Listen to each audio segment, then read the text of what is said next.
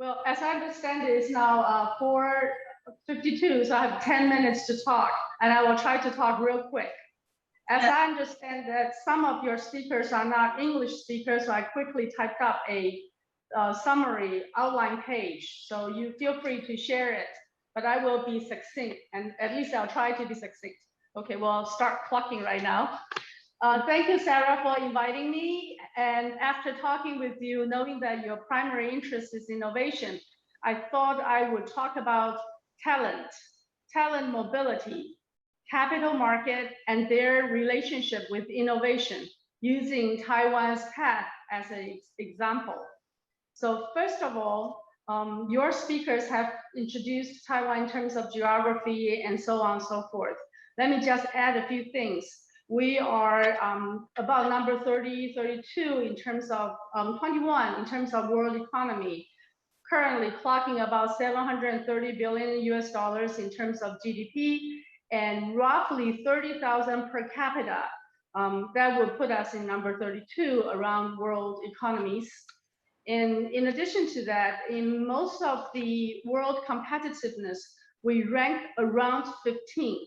So while it's a very small island, it is an economy that has made a remarkable progress since 1950, or I should say since 1945, after the end of the Second World War, when Taiwan returned to the PRC government from Japanese occupation.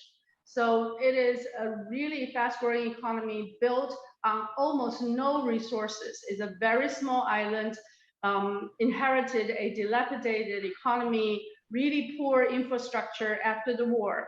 So what happened and how did we at least come to this stage?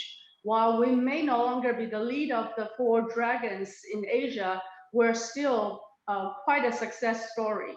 I think the first part has to be on talent, on the individuals, on the people, and that will be the foundation of all innovation.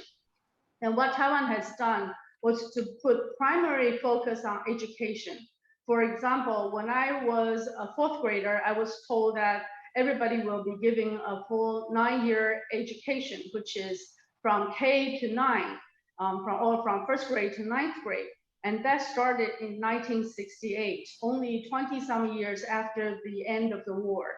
And that gave Taiwan the first foundation of a basic condition in order to develop further, because literacy is everything. If you don't have a literate population, you don't have an ability to develop. And the second part was a little bit later, during 1980s, we gradually eased the information restriction and allowed free flow of information. And it culminated to 1988 when all media restrictions was lifted. So 1968, people were given 9-year compulsory education. Everybody has to go through 9 years of education and give a basic literacy. In 1988, we opened up media, allowing free flow of communication, or at least relatively free flow of education, communication and information. So those are the two fundamental pillars, allowing us to develop talent. But the second part I'd like to speak to is on talent mobility. Like many developing economies, initially, your best talent will flow out of your economy in search of better education and better opportunities. And at that time, when I was in college, people were very concerned about what they call a brain drain. The brains being drained away from our economy and going to advanced economy. My own experience is I then went to the United States and probably was one of the examples.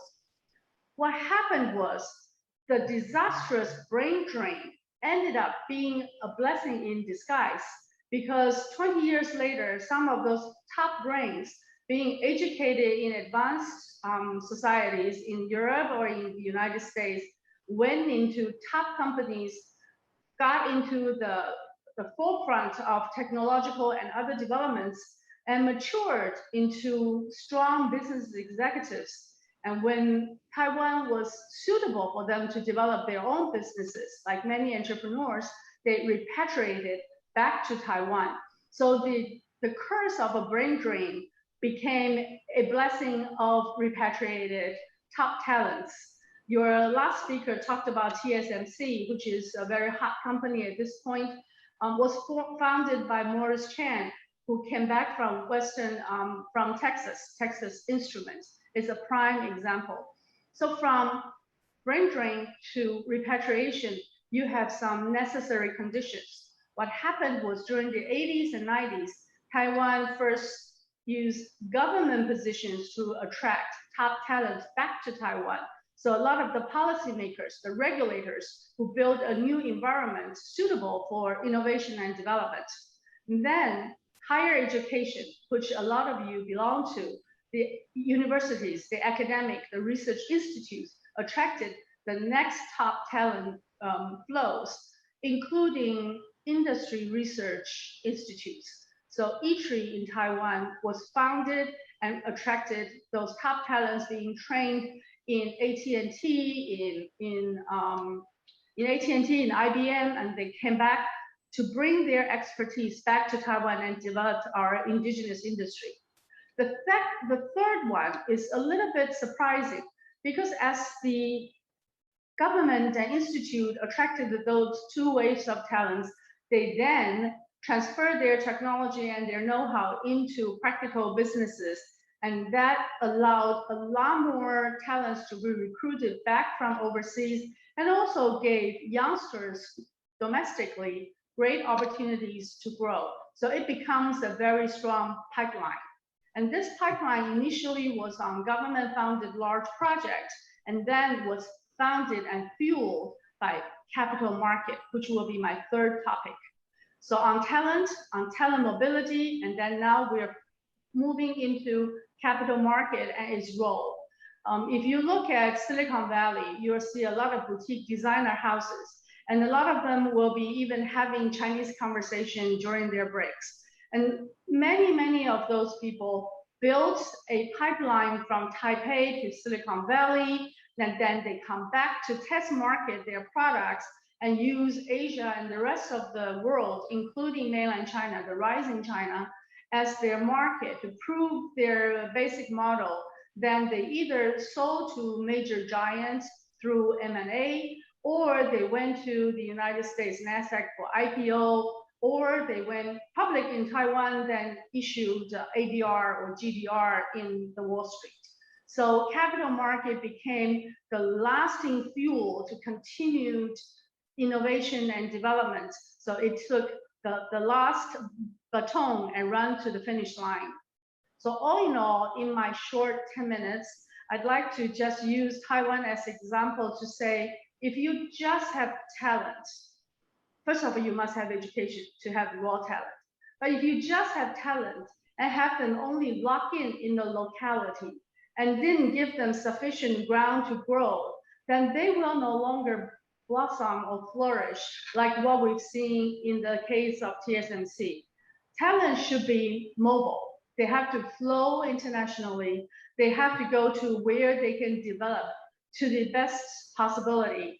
And then from the national point of view, when Taiwan was cursing them, saying that you are the brain that drained outside of Taiwan, eventually, when time is right and the soil is right, they will repatriate and they will come back to build opportunities for the next generation and the next generation to come.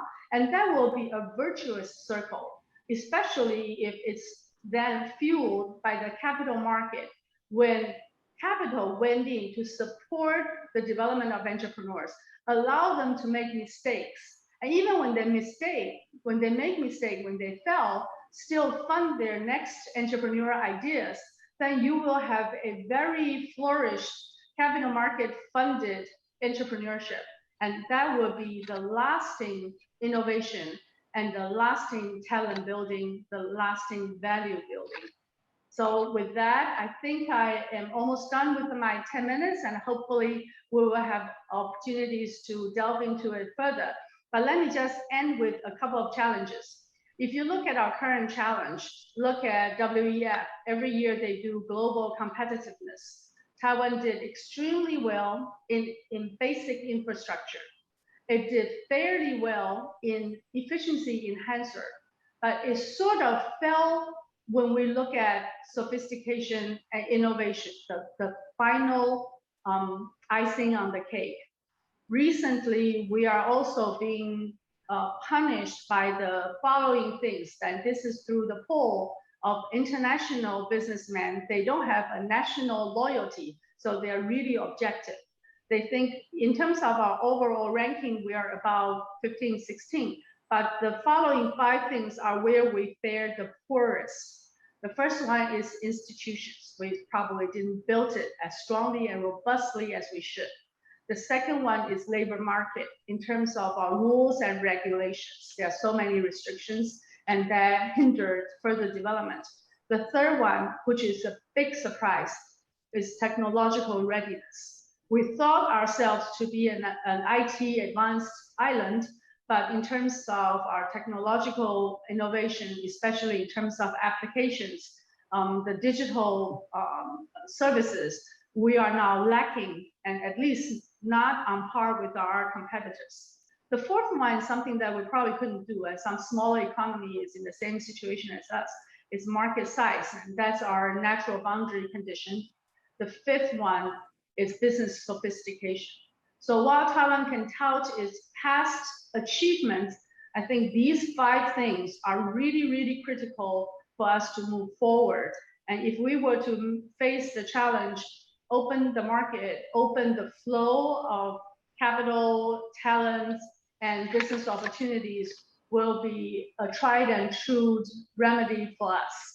Thank you very much for having me.